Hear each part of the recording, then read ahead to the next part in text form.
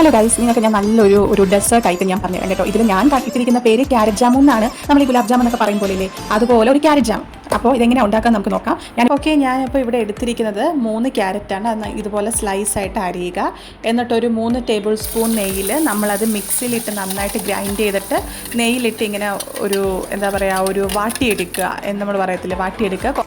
പിന്നെ മിക്സിയിലുണ്ടായിരുന്നു, ഞാൻ കുറച്ച് വെള്ളം ഒഴിച്ച് മിക്സ് ചെയ്ത് ഇങ്ങനെ അതിൻ്റെ ഒപ്പം ഒഴിച്ചിട്ടുണ്ട്.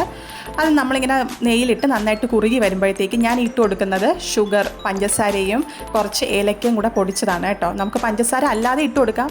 ഞാൻ പെട്ടെന്ന് അങ്ങ് ഒരു സെറ്റ് ആവട്ടെ എന്ന് വെച്ചിട്ട് പഞ്ചസാര ഇട്ടതാണ്. എന്നിട്ട് നന്നായിട്ട് ഇങ്ങനെ തിളച്ചിട്ട് അതായത് ക്യാരറ്റും പഞ്ചസാരയും ആ ഏലക്കയും കൂടെ ഒരു കുറുകൽ പരുവത്തിലാവുമ്പോഴത്തേക്കും ഞാൻ ഒഴിച്ചു കൊടുക്കുന്നത് പാലാണ് കേട്ടോ. നമ്മളൊന്ന് കുറുകി വരുമ്പോഴത്തേക്കും അതിൻ്റെ ഒപ്പം പാൽ ഒഴിച്ചു കൊടുക്കുക.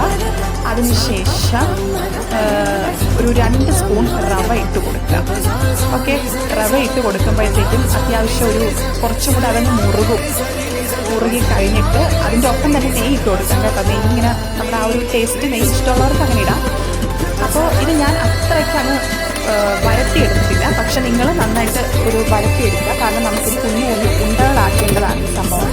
അപ്പോൾ കുറച്ചൊന്ന് ഡ്രൈ ആവട്ടെ, അതിനകത്തുള്ള വെള്ളമെല്ലാം ഫുൾ വറ്റിച്ചിരിക്കണം.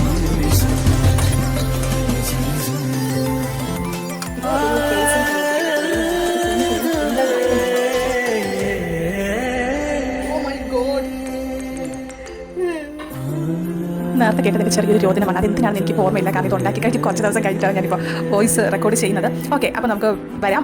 നമ്മൾ ആ കുഞ്ഞു ഉണ്ടയാക്കിയിട്ട്, അപ്പോൾ നേരത്തെ ഈ പാനി എന്താണെന്ന് എനിക്ക് അറിയേണ്ടത്, അത് പാലാണ് കേട്ടോ. പാല് ഈ നമ്മൾ പാല് തിളച്ച് വരുമ്പോൾ ഒരു പരിപാടിയുണ്ട്. നമ്മൾ കോൺഫ്ലോർ ഉണ്ടല്ലോ, ആ പൊടി കുറച്ച് പാലിനകത്ത് മിക്സ് ചെയ്തിട്ട് ഈ പാല് തിളച്ച് വരുമ്പോഴത്തേക്ക് നമ്മൾ ആ കോൺഫ്ലോർ കലക്കി ഒഴിക്കണം. കാരണം അവർ കുറുക്ക് പരുവത്തിന് പാൽ അത്രയ്ക്ക് കട്ടിക്ക് കിട്ടാനാണ് നമ്മൾ കോൺഫ്ലോർ ചേർക്കുന്നത്. കണ്ടോ, ഇത് ഈ കോൺഫ്ലോർ ചേർത്തുകൊണ്ടാണ് ആ ഒരു പാല് നല്ല അത്രയ്ക്ക് കട്ടി കിട്ടുന്നത്. നമ്മൾ കൊഴുക്കത്തിലെ വെള്ളം അതുപോലെ കുറച്ച് ഒരു കുറുക്ക് പോലെ വേണം.